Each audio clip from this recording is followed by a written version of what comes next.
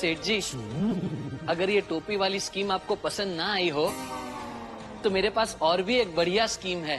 તારક મહેતા કા ઉલ્ટા ચશ્મા સિરિયલનું એ પાત્ર જે ચાહકોની ડિમાન્ડને કારણે સિરિયલમાં રાખવામાં આવ્યું છે, ત્યારે યુનિક સ્ટાઇલ અને અભિનયથી દર્શકોના દિલ જીતનાર બાઘા એટલે કે તન્મય વેકરિયા સાથે અમે ખાસ વાત કરી, જેમાં તેમણે સિરિયલના સિક્રેટ્સ ખોલ્યા. બાળપણમાં ચાઇલ્ડ આર્ટિસ્ટ તરીકે નાટકો અને સિરિયલમાં કામ કરનાર તન્મયે ગ્રેજ્યુએશન પછી એક્ટિંગમાં જ કરિયર બનાવવાનો નિર્ણય લીધો. 2008માં તારક મહેતા માટે ઓડિશન શરૂ થયા, પરંતુ તન્મય જરા મોડા પડ્યા હતા.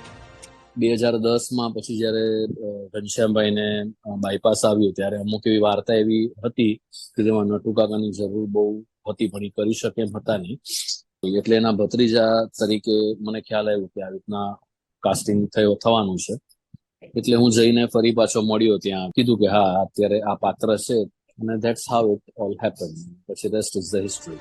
બાઘાની આ યુનિક સ્ટાઇલ તન્મયે પોતાની રિયલ લાઈફમાં જોયેલા એક વ્યક્તિથી જ ઇન્સ્પાયર છે. જ્યારે બાઘાની ટેગલાઇન જૈસી જિસકી સોચ કેવી રીતે આવી એ વિશે તન્મય કહે છે. આ વાક્ય દિલીપભાઈ આપેલું, પણ પછી આસિફભાઈએ એને એવી રીતે યુઝ કર્યું આ વાક્યને કે જ્યારે બી એવી સિચ્યુએશન આવે કે જ્યારે બી એવા સંજોગો આવે ત્યારે આખો વિડિયો જોવા માટે ડાઉનલોડ કરો